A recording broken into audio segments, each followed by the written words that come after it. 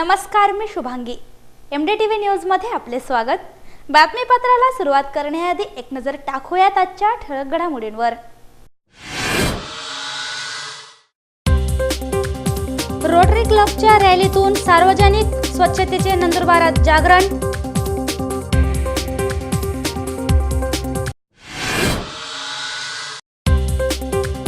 पोलिओची विशेष लसीकरण मोहीम, बालकांना पाजले डोस.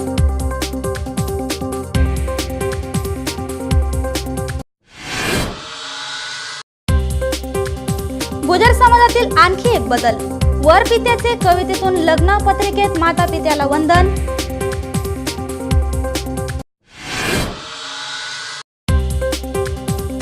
मोफत वायफाय सुविधा पालिकेचा अंगलट, स्थानिकांचे विरोध प्रदर्शन.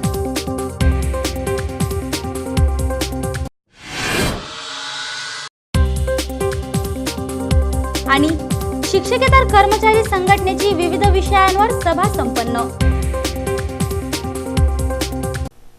बातम्या आता विस्ताराने. समाजाची सेवा हा आजकाल महत्त्वाचा संघर्षाचा भाग आहे. त्यातही काही सेवावृत्ती कायम आहे. ही रोटरी क्लबची बातमी आहे. स्वच्छतेचा उपक्रम क्लबकडून घेण्यात आला. देशात स्वच्छता राहावी ही सर्वांचीच इच्छा आहे. रोटरी क्लब ऑफ नंदुरबारने या विषयावर रविवारी जनजागरण केले. शहरातून सायकल रॅली काढण्यात आली. क्लबच्या कार्यालयापासून हाट दरवाजा, माणिक चौक, गणपती मंदिर, मोठा मारुती देवस्थान, हुतात्मा उद्यान भागात ती फिरली. जनतेला स्वच्छता राखण्याचे आवाहन करण्यात आले.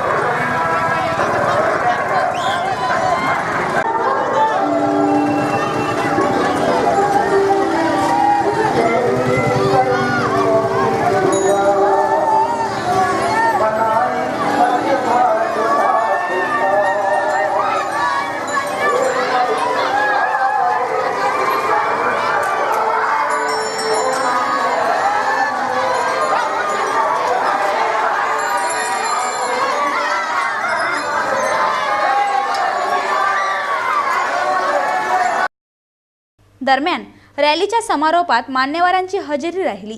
आमदार चंद्रकांत रघुवंशी, पोलीस अधीक्षक महेश घुरिये, श्रीयुत यशवंत स्वर्गे, निलेश तवर, आनंद रघुवंशी, सुनील पाटील, जय गुजराती उपस्थित होते. मान्यवरांनी स्वच्छता विषयावर मार्गदर्शन केले. रोटरी क्लबचे जे मेंबर आहेत आणि लायन्स क्लबचे मेंबर आहे, अतिशय चॅरिटेबल काम करत आहेत आणि त्यांना सुद्धा मी विनंती करतो, त्यांना मी सरसकट ऑल रोटेरियन आणि ऑल लायन्स क्लबच्या मेंबर्सना मी पोलीस मित्र म्हणून नोंदवून घ्यायला तयार आहे.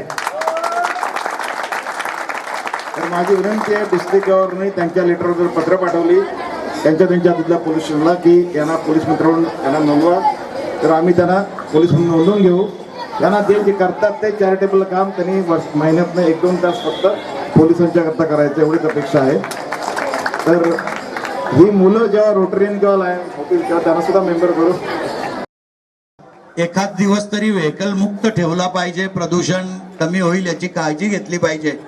आणि मी आजपासूनच ठरवलंय SP साहेब की दर रविवारी फक्त सायकलवरच फिरेल, मोटरसायकल गाडी चालवणार नाही किंवा गाडीवरती बाहेर गावाला राहिलो तर, नहीं तो तुम मेरे को बाद में प्रश्न पूछेंगे कि तुमने बोला था रविवार को सायकल पर ही फिरेंगे. नंदुरबार शहरात राहिलो तर 100% सायकलवर फिरेल. आजपासून त्याची सुरुवात झालेली आहे. माझ्या सायकलवाल्याने मला सायकल आणून दिली होती, पण ती मला काही चालवता येत नव्हती. ती माझ्या तारुण्याच्या कामाची होती. आता माझं उतार वय बाबा, अशी एखाद सायकल मला दे जो की जी मी चालवू शकेल आणि रोज सकाळी दर रविवारी कॉलेजवर जसं जातो त्यावेळेला मला उपयोगी पडेल अशी सायकल द्यावी. पुनश्च एकदा आपल्याला विनंती करेल की किती वर्ष झालं तुमचं? 111. इंटरनॅशनल लेवलला 111 झाले. परत जर 112च्या वेळेला सायकल रॅली जर निघाली तर नंदुरबार शहरातल्या रस्त्यावर तुम्हाला खड्डे दिसणार नाही एवढी जबाबदारी मी घेईल. कारण आज आज सायकल चालवताना खड्डे मला बी जाणवले आणि त्याचा आनंद मी पण घेतला. त्याच्यामुळे तो आनंद आपण घेत आहात याची काळजी डोळ्यासमोर ठेवून कुठल्याही परिस्थितीमध्ये पुढच्या वर्षापर्यंत या शहरातले सगळेच रस्ते, कारण पुढच्या वर्ष तर फार झालं, माझं दिवाळीपर्यंतच नियोजन आहे, पण दिवाळीपर्यंत सगळेच शहरातल्या प्रमुख रस्त्यांवरची, कारण तुमची रॅली प्रमुख रस्त्यानेच जाणार आहे, त्याच्यामुळे जे करत होतो त्याच्यातच तुम्ही बसतात. MDTV news bureau, Nandurbar.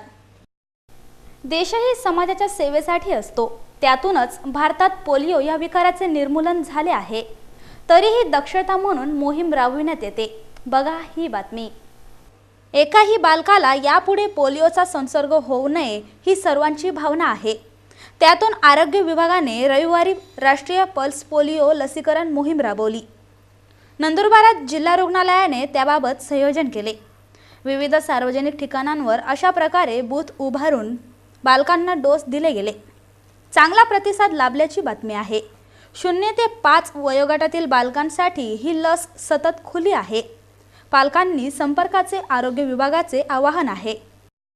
जिल्हा रुग्णालय नंदुरबार तर्फे 0 ते 5 वयोगटातील लहान बालकांना पोलिओचा डोस ठिकठिकाणी पाजला जात आहे. जे बालकांना इथपर्यंत येऊ शकत नाही त्यांच्यासाठी पूर्ण ठिकाणी नंदुरबार जिल्ह्यामध्ये ठिकठिकाणी पोलिओचे बूथ अरेंज केलेले आहेत व सर्व नागरिकांनी 0 ते 5 वयोगटातील लहान बालकांना पोलिओचे डोस पाजावे ही नम्र विनंती करते मी सगळ्यांना. MDTV news bureau, Nandurbar. विशेष समाजाचा निघाला आहे तर आता विशेष बातमी बघणार आहोत. जिल्ह्यातील गुजर समाज बांधवांना त्यासाठी सलाम आहे. बदलत्या काळानुसार विवाह संस्कारात करण्यात येणारे बदल नक्कीच अभिनंदनीय आहेत. परिवर्तनाचा विषय निघाल्यावर जिल्ह्यात गुजर समाजाकडे पाहिले जाते. अनेक रूढी तसेच परंपरांना या समाजाने स्वतःहून फाटा दिला. पुढचे पाऊल म्हणून आता लग्नपत्रिकाही बदलू लागल्या आहेत. रविवारी नंदुरबारात आयोजित एका लग्न सोहळ्यापूर्वी त्याची प्रचिती आली. वर पित्याने पत्रिकेतच आईवडिलांची आठवण करून दिली. घरात सून नव्हे तर मुलगी येते आहे ही त्यांची भावना दिसली. त्यांची कविता त्यांच्याच शब्दात ऐकूयात. माझा धाकटा मुलगा चिरंजीव मनीष याच्या लग्नाप्रित्यर्थ मी जी आमंत्रण पत्रिका सादर केली समाजाला, समाजाच्या आमच्या सगळ्या नातेवाईकांना जे आमंत्रण दिलं त्यात मी एक माझं मन व्यक्त केलं. मन म्हणजे माझं मन नव्हे, ते समाजाचं मन होतं. सगळ्या समाजाचं जे मन असतं त्याचं मी एक प्रातिनिधिक म्हणून मी त्याचा म्हणजे उल्लेख माझ्या पत्रिकेमध्ये केला, लग्नपत्रिकेमध्ये. तो म्हणजे कसं की आजच्या या काळामध्ये एक मुलगा एक मुलगी एवढंच एक सीमित कुटुंब झालेलं आहे. असं असताना मुलगा काही ना काही कारणाने नोकरीला बाहेर असतो. जर 2 मुलं असेल तर एक मुलगा तरी जवळ आईवडिलांजवळ असतो. मग ज्या ठिकाणी आईवडिलांजवळ तो मुलगा आहे त्या कुटुंबामध्ये आईवडील जवळ आहे म्हणून कोणी मुली द्यायला तयार होत नाही. गेल्या 2 वर्षापासून मी हा अनुभव समाजात घेतला. समाजात व्यक्ती इतक्या प्रवृत्ती असतात आणि जेवढ्या व्यक्ती तेवढ्या प्रवृत्ती असल्यामुळे कोणी चांगल्या विचाराचे असतात, कोणी वाईट विचाराचे असतात आणि अशा प्रसंगी काहींचं मन अशी काही दूषित झालेलं आहे आणि या नव्या पिढीला कळावं की बा आईवडिलांची सेवा, आईवडील जवळ असणं, कुटुंब व्यवस्था काय होती पूर्वी, आता काय आहे, याचं एक निदान एक सुईच्या टोका एवढाही काही उपयोग झाला समाजामध्ये तर मी एक समाज ऋण फेडीचा एक अल्पसा प्रयत्न केला असं मी मानेल. आणि मी माझी भावना अशी व्यक्त केली होती, त्या तो छोकरो माँ बापनी जोडे रेशे, त्या तो छोकरो माँ बापनी जोडे रेशे, छोकरो बाहेर गाम बॉम्बे दिल्ली मद्रास जोईतो तो असे म्हणत इस्टेट हवी पण इस्टेट देणारे आईबाप नकोय, इस्टेट देणारे माता पिता नको झाले आहे. असे बुरसटलेले काही विचार आमच्या ह्या समाजात डोके वर काढून कुटुंब व्यवस्थाच मोडकळीस आणू पाहत आहेत. असे असताना मात्र माझे हे जे व्याही मंडळी आलेले आहेत यांनी आपली मुलगी ज्या कुटुंबात मुलगा आई वडिलांसोबत आहे अशा कुटुंबात आपली मुलगी दिली ते खरोखरच कौतुकास्पद आहे, हे मी आवर्जून नमूद केलं माझ्या पत्रिकेमध्ये.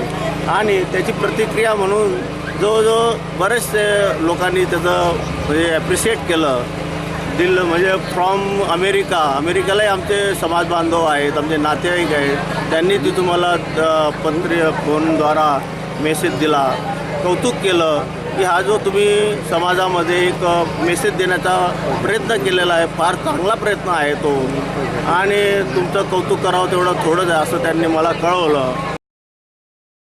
अशा प्रकारच्या सामाजिक विचाराला आमचे तर नमन आहेच, इतरांनी त्यासोबत जावे अशी अपेक्षा करीत आहोत.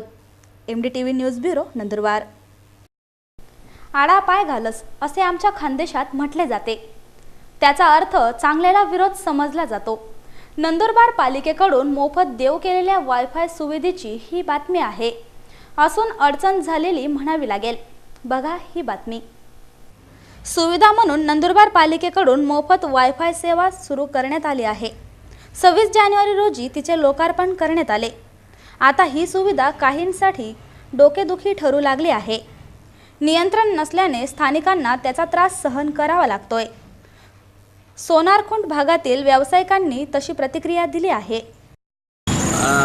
सोनारखुंट परिसरातील नागरिक या नात्याने सोनारखुंट परिसरात वायफाय सेवा सुरुवात केली ही चांगली गोष्ट आहे. आणि यूथमध्ये किंवा इथल्या नागरिकांमध्ये वायफाय वापरण्याच्या उत्सुकता वाढलेली आहे. आणि वायफायच्या जे दोघं बाजू आहे, एक चांगली बाजू पण आहे आणि वाईट बाजू पण आहे. वाईट बाजू अशी आहे का वायफाय लावल्यामुळे इथं या परिसरामध्ये रात्री 12-1 वाजेपर्यंत पोरं येऊन इथं रात्री 12 वाजेपर्यंत बसत आहे. आणि त्याच्यामुळे आम्हाला इथं हे बोर्ड लावावं लागले. चांगला आनंदाची गोष्ट आहे का आपल्या नंदुरबार नगरपालिकेने महाराष्ट्रातील पहिलं वायफाय असं माझ्या मते बऱ्याचशा तोंडून ऐकलं आहे का पहिलं वायफाय नंदुरबारला सोनारखुंटवर लागलं. चांगला आनंद आहे. पण ह्या वायफायची जर रेंज वाढवण्यात आली तर ह्या वायफायपासून मिळणारे फायदे पुष्कळ आहेत.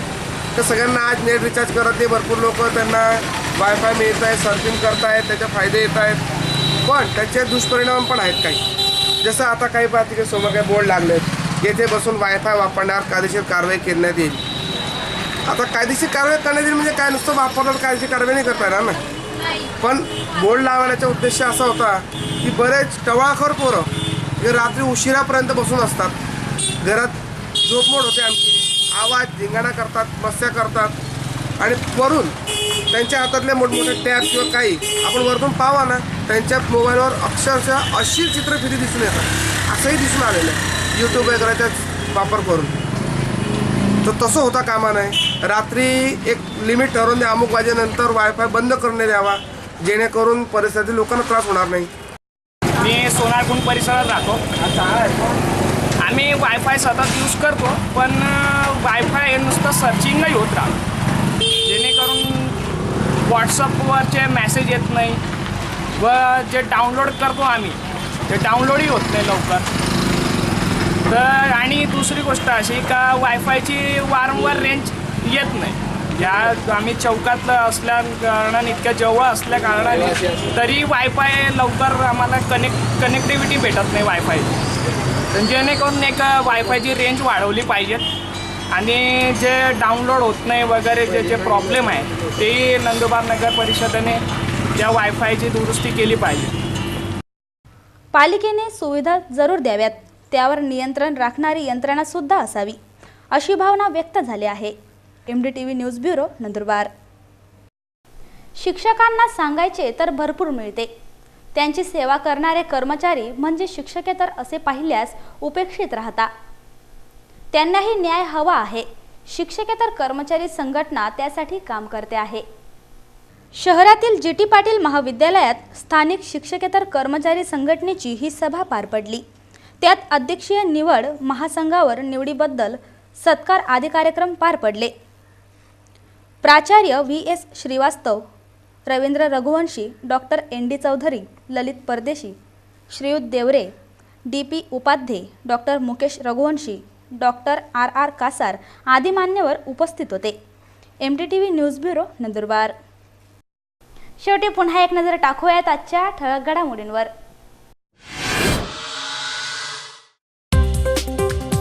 रोटरी क्लबच्या रॅलीतून सार्वजनिक स्वच्छतेचे नंदुरबारात जागरण।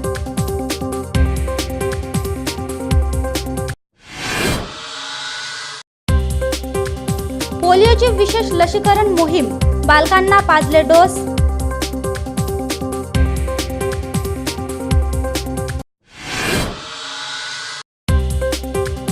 गुजर समाजातील आणखी एक बदल, वर पित्याचे कवितेतून लग्न पत्रिकेत माता पित्याला वंदन।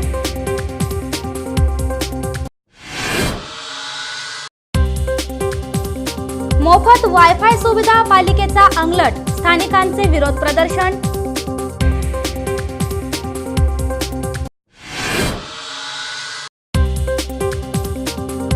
आणि शिक्षकेतर कर्मचारी संघटनेची विविध विषयांवर सभा संपन्न।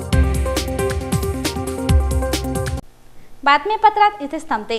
पुन्हा भेटूयात ताज्या घडामोडींसह याच वाहिनीवर। तोपर्यंत नमस्कार।